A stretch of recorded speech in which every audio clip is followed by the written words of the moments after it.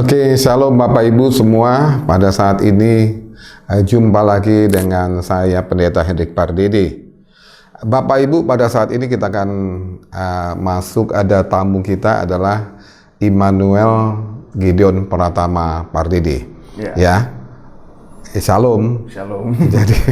Jadi dia adalah anak saya yang sekarang sedang kuliah di Universitas Pelita Harapan, dan dia sekarang ada di Bali juga karena semester pendek dan masih online sehingga bisa di tempat masih di sini.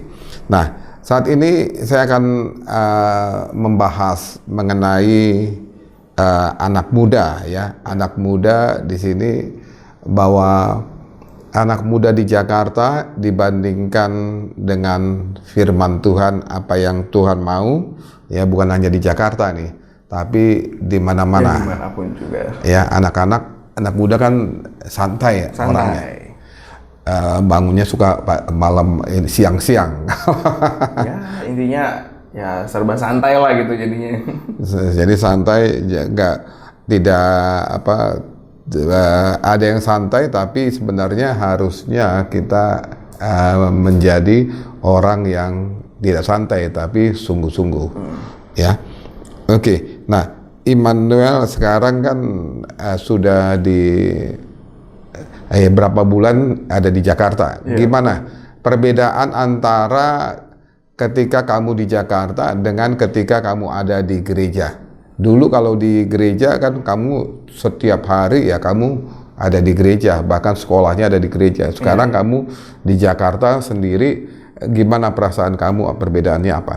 Perbedaan yang paling mencolok sih sebenarnya ya dari, karena kita masih kuliah juga, dari segi pertemanan sih, karena dari pertemanan juga sangat bervariasi juga itu, orang-orangnya tidak hanya dari satu komunitas itu, jadi ada berbagai kelompok juga yang kita berteman gitu, jadi saling berbeda lah dengan orang-orang yang dengan pola pikir yang berbeda juga, jadi ya begitu, lebih banyak perbedaan lah gitu. Jadi ada lebih beragam. Iya, ya? beragam, bervariasi. Ada teman kuliah, Iya, teman kuliah, ada teman komunitas lainnya gitu-gitu. Komunitas lainnya. Oke, kalau dulu cuma teman gereja aja, sekarang ada beberapa. Ada beberapa kelompok teman lah gitu jadinya. Nah, menurut kamu dengan begitu itu kamu merasa enjoy, enak atau enggak? Sebenarnya merasa enak sih iya, cuman kadang-kadang kayak ada tantangannya tersendiri juga antara setiap kelompok, kan mungkin ada yang cara berpikirnya kan pasti beda-beda, setiap orang dalam satu kelompok pun juga beda gitu. Jadi ya mungkin ada sedikit tantangannya tuh pada saat awal-awal kita berkenalan dan juga mulai untuk berteman gitu loh. Tapi saat sekarang udah berteman sih ya udah lebih enak gitu, udah saling mengerti satu dengan yang lainnya gitu sih. Nah, ini kan ini saya panggil dia karena saya dia anak saya, ya saya katakan kamu kan punya grup ya, bukan hanya punya teman, bukan hanya di dalam kuliah aja, tapi setelah itu ada grup teman dia bilang teman suka mobil juga. Ya, grup-grup pencinta otomotif lah. Pencinta otomotif. Nah, itu menurut kamu ada gunanya atau enggak? Bisa dikatakan sebenarnya ada gunanya, kayak lebih sebagai pengembangan diri aja. Karena kita akhirnya bisa mengetahui lebih banyak hal tentang apa yang kita cintai. Ini contohnya kan kalau saya sih dalam hal otomotif gitu. Jadi lebih mengenal lebih banyak gitu tentang, misalkan tentang mobil, tentang dan juga seputar otomotif lah, itu sih begitu sih. Oh iya, ya menambah pengetahuan dengan hobi. Iya, dengan hobinya. Oke, selain itu ada, kalau di kuliah teman-temannya itu gimana? Menurut Immanuel itu artinya apakah mereka semua memang punya motivasi untuk belajar, atau mungkin mereka datang hanya sekedar untuk ya karena harus kuliah, ya datang aja kuliah tanpa ada sesuatu tujuan. Nah itu beragam juga tuh di teman-teman kuliah tuh, ada yang tipe yang emang anak kutu buku banget, ada yang emang anak keluar banget, pergi-pergi terus, ada yang tengah-tengah juga, ada yang belajar iya, keluar juga iya gitu loh. Jadi beda-beda gitu, ada yang memang tujuan kuliahnya ya berkuliah, ada yang tujuannya juga berkuliah sekaligus mencari relasi, ada yang tujuannya juga emang ya udah cuman sekedar disuruh masuk kuliah, ya udah kuliah doang gitu loh. Nah terus anak-anak kuliah rata-rata tuh gimana? Kalau misalnya ya mungkin biasa lah ya, kalau kayak di pasti aja kalau hanya kuliah terus mungkin bosen juga. Jadi ada sesuatu yang misalnya harus keluar, itu biasanya kemana? Ya kalau kami keluar sih, ya maksudnya kalau aku sendiri kan misalkan pergi pengen kita cari makan yang santai-santai lah. Cari makan atau nggak pergi ke mall gitu-gitu, rame-rame.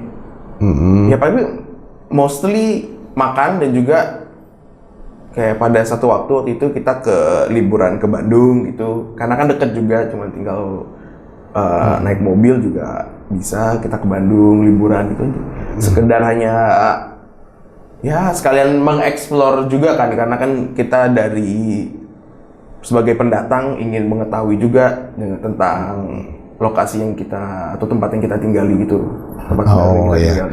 Nah, selain itu tapi ada nggak misalnya teman-teman yang sukanya tuh artinya ke tempat-tempat hiburan malam, night club atau mabuk-mabuk itu gimana? Oh pasti ada, dan jumlahnya pun ya tidak bisa dikatakan banyak maupun sedikit juga ya.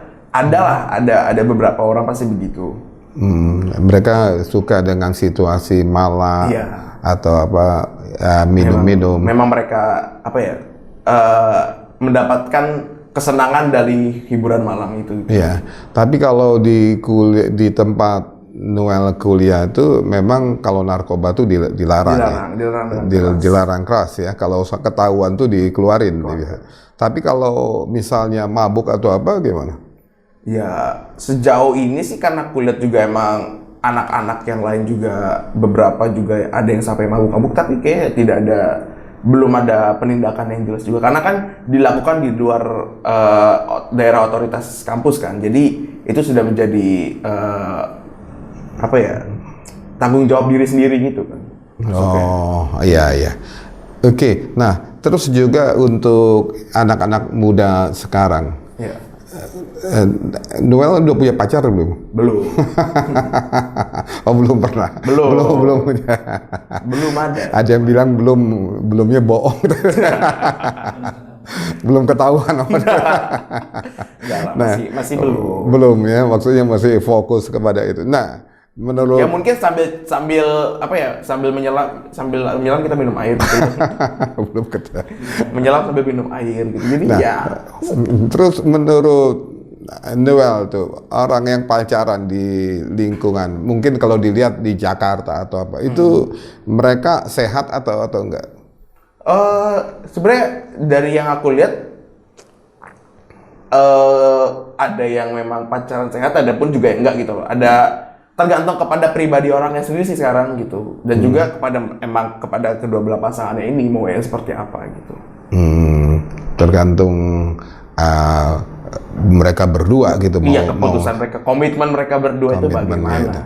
Oh ya. Nah sekarang terus untuk kalau lihat ya, kalau itu memang komitmen mereka berdua ataupun mereka maunya berdua tuh kayak apa gitu ya.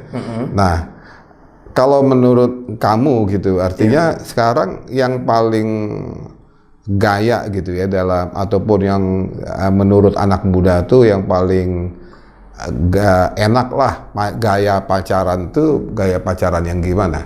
Yang bebas atau yang terbatas? Sebenarnya kayak bebas pun juga tidak akan baik gitu loh, tidak akan bagus, maupun terbatas pun juga tidak akan. Jadi kayak harus sesuai tahu batasan juga kita sebagai pribadi dalam berpacaran gitu kan, kita harus tahu batasan juga mana yang baik, mana yang buruk gitu kan. Jadi terbatas, tapi ada yang membatasi Iya. gitu ya. Nah, taunya yang membatasi ini apa? Tahu? Mungkin kalau dari masing-masing pribadi itu beda-beda ya, kayak ada yang dari sesuai dengan apa yang dikatakan oleh orang tua, apa yang dia dengar dari orang lain ataupun dari sekitar teman-teman sekitarnya juga gitu. Jadi melihat daripada pandangan tuh dari orang tua atau dari sekitar-sekitar yang lain ya. Nah, tadi yang menarik tuh tadi adalah mengenai orang yang mabuk-mabuk dan lain sebagainya ya.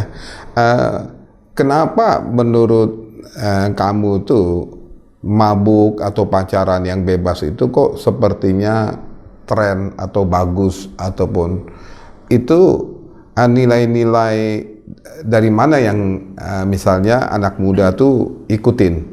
Kenapa kalau udah nongkrong di kafe itu rasanya dia lebih hebat dibandingkan anak muda yang tidak nongkrong di kafe?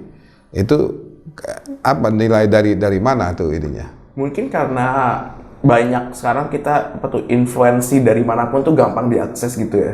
Jadi mungkin akhirnya akan banyak yang bingung gitu loh. Mana yang baik dilakukan, mana yang tidak baik dilakukan gitu. Jadi karena sekarang banyak banyak sumber pengetahuan yang lain yang dapat diakses. Jadi itulah yang membuat orang mempunyai pilihannya seperti itu. Jadi kayak ini menurut aku bagus nih, ya udah nggak apa-apa gitu. Jadi dari mereka juga berarti anak muda itu juga mengambil keputusan, berarti kalau saya lihat dengan kondisi begini, misalnya karena lihat di Paris atau di luar negeri, nongkrong di kafe itu mantap, bagus gitu. Jadi anak muda terinfluence, jadi ikut ke sana ya. Tapi kenapa nggak lihat misalnya kayak nongkrong kayak di Jogja, nongkrong di pelataran, di angkringan nyantai. Kenapa tuh kalah? Atau menurut kalian gimana? Mungkin salah satu faktornya adalah kayak lokasi, kayak mungkin lokasinya gitu loh, kayak kalau kita di kafe kan kita lokasi kelihatannya mungkin lokasi lebih ke atas gitu kan. Jadi banyak orang yang kira ya aku pengen nih kesini, pengen ke situ gitu loh, agar tampil eksis gitu loh. Oh ya, berarti cara pandangannya juga kalau di kafe atau apa paling enggak juga dia menjadi orang yang levelnya misalnya punya duit, orang kaya, dibandingkan kalau misalnya dia nongkrongnya di angkringan. Menaikkan inilah gengsi betul. Oh iya. Menjadi kira-kira gitu. Tapi gengsi daripada anak-anak muda nih. Saya lihat juga kalau di Jakarta ini gengsinya tinggi, ya, orang ya banyak sampai kalau dibilang tuh kalau punya mobilnya mobil mewah, ya kan, gengsinya tinggi. Nah itu, menurut kamu tuh gimana? Gengsi itu kalau terlalu kita ikutin akan sangat berbahaya bagi diri kita sendiri sih jadinya. Mungkin kita sesekali perlulah namanya kita menghadiahi diri sendiri itu ya. Misalkan kayak self reward gitu. Misalkan kayak kita berhasil melakukan sesuatu gitu, terus kita ingin menghadiahi diri sendiri boleh. Cuman kalau kita hidup berdasarkan dengan gengsi itu akan menjadi beban bagi hidup kita gitu. Oh ya. Oke, jadi memang ya sekarang mengenai itu, jadi saya pikir gengsi itu jangan terlalu diikutin ya. Tapi menurut kamu tuh ya reward pun ya perlu. Anak muda nih sekali-sekali perlu kali ya dia untuk menghadiahkan dirinya sehingga bisa berekspresi bisa untuk sebagai motivasi bagi diri sendiri juga. Motivasi dirinya. Oke. Nah, kalau kita lihat juga nih, lihat di dalam Amsal ya, Amsal 8, maka di sini kalau ayat 13, mulai ayat 12 ya, saya akan bacain mengenai hikmat ya. Hikmat ini juga bisa kepada kita semua. Aku hikmat ya, perkataannya hikmat itu digambarkan dengan sesuatu pribadi karena itu gaya daripada penulisan masa lalu ya. Aku hikmat tinggal bersama-sama dengan kecerdasan dan aku mendapat pengetahuan dan kebijaksanaan. Takut akan Tuhan ialah membenci kejahatan. Aku benci kepada kesombongan, kecongkakan, tingkah laku yang jahat, dan mulut penuh tipu muslihat. Padaku ada nasihat dan pertimbangan, akulah pengertian, akulah kekuatan. Ya, jadi kalau tadi bahwa hikmat itu jadi untuk anak muda yang pengetahuannya ya harusnya bukan hanya gengsi, bukan hanya situasi, tapi di sini adalah perlu kecerdasan ya, bahwa jadi memang setiap anak muda harus mencari kecerdasan ataupun pengetahuan. Dan aku mendapat, nah kebijaksanaan ya tadi yang Noel sudah katakan tadi adalah mendengar daripada orang-orang yang sudah berpengalaman, belajar sehingga kita mendapatkan kebijaksanaan. Ya, dan untuk yang perlu dihindari ialah bahwa kalau kita sebagai anak muda kita harus takut Tuhan ya. Takut Tuhan itu adalah membenci kejahatan tadi ya. Bagus ya, bahwa Tuhan itu tidak membatasi kita anak-anak Tuhan. Ya, kita boleh aja misalnya kalau kita punya hobi ya, boleh ditingkatkan, boleh dieksplor, boleh ditingkatkan pengetahuannya sehingga itu akan bisa menjadi sesuatu yang berguna bagi kita dan bagi orang lain juga ya. Tadi ya, sehingga tapi bukan untuk kesombongan, karena kesombongan itu Tuhan benci. Tuhan benci kepada kesombongan dan kecongkakan, tingkah laku yang jahat, dan mulut penuh tipu muslihat ya. Jadi oleh karena itu kejujuran juga harus ada. Nah, kalau kita melihat ya anak-anak muda, saya sampaikan bahwa kalian bebas di dalam kehidupannya, tapi kalian harus tadi punya hikmat ya. Hikmat, pengetahuan, dan kebijaksanaan ya, sehingga kalau kamu melakukan segala sesuatu, kamu punya hobi, silakan kamu explore. Tapi tadi bahwa jangan sampai segala sesuatu adalah karena gengsi. Kalau kamu gengsi, maka kamu akan capek. Ya, kalau akan lihat bahwa nggak ada guna aja. Ya, tapi kalau kamu tadi sebagai seorang yang mempunyai hobi, bisa mengembangkan hobi itu, bisa aja hobi itu berguna bagi dirinya dan bagi orang lain. Dan sudah itu mengenai hikmat adalah Tuhan kata, Amsal berkata adalah bahwa padaku ada pertimbangan, akulah pengertian, padakulah kekuatan. Jadi yang terakhir adalah bagi anak-anak muda supaya itu tadi yang Noel katakan adalah harus ada pertimbangan. Nilai-nilai itu ya, nilai-nilai itu bisa aja misalnya mana yang baik. Ada tadi saya katakan bahwa mungkin engkau cocok untuk minum di kafe ya, karena memang situasi kamu, atau mungkin kamu cocoknya untuk ada di angkringan dan lain sebagainya. No problem ya, semuanya itu adalah pertimbangan dan keputusan kita. Oke, kalau kita pun ya mungkin seperti Noel ya, bahwa dulu saya sendiri waktu anak muda dulu tuh orang lagi nggak suka dengan kafe, tapi sukanya di warung ya, namanya warteg ya. Walaupun dia punya uang ataupun apa, kadang-kadang makannya di warteg ya, zaman-zaman dulu. Nah, ini adalah sesuatu yang perubahan ya, perubahan nilai-nilai. Jadi bagi kalian anak muda ya silahkan memilih di mana ya, nggak usah menjadi seperti tadi. Itu semua adalah pertimbangan dan keputusan kalian. Jangan iri dengan orang lain, tapi tadi, dan jangan punya sesuatu yang muslihat ya dalam hati, tapi di sini adalah lebih karena pertimbangan. Kalau memang uang kita cukup untuk tadi angkringan, ya kita bisa enjoy di uang angkringan, ya kan? Kalau kita mungkin nanti kalian menjadi orang-orang yang misalnya uangnya banyak, harus di kafe, ya tapi tadi harus ada batasan, ya. Itu menjadi gengsi yang akhirnya membuat kalian tuh akhirnya lupa diri. Oke? Jadi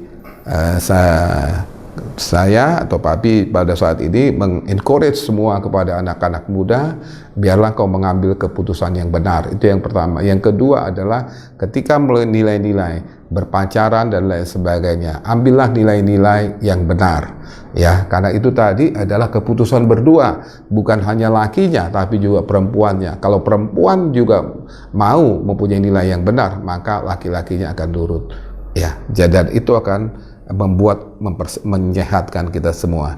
Dan terakhir, ya tadi Noel sudah katakan bahwa ini kita, artinya sebagai anak muda kalian harus fokus kepada menambah pengetahuan. Ya, menambah pengetahuan itu bukan hanya dalam kuliah, tapi dalam segala sesuatu. Kalian bisa belajar dimanapun, ataupun kalau kalian memang mau, kalian bisa mengembangkan pengetahuan kalian melalui belajar otodidak. Saya percaya bahwa banyak orang-orang yang paling kaya sekalipun, mereka tidak lulus kuliah. Bukan karena saya katakan bahwa supaya jangan kuliah, enggak. Artinya bahwa bahkan sampai orang terkaya di dunia pun tadi bisa bukan karena universitas, tapi karena kemampuan, kecerdasan yang mereka miliki. Amin. Tuhan Yesus berkati. Oke. Selamat Immanuel, ya. Tuhan memberkati kita.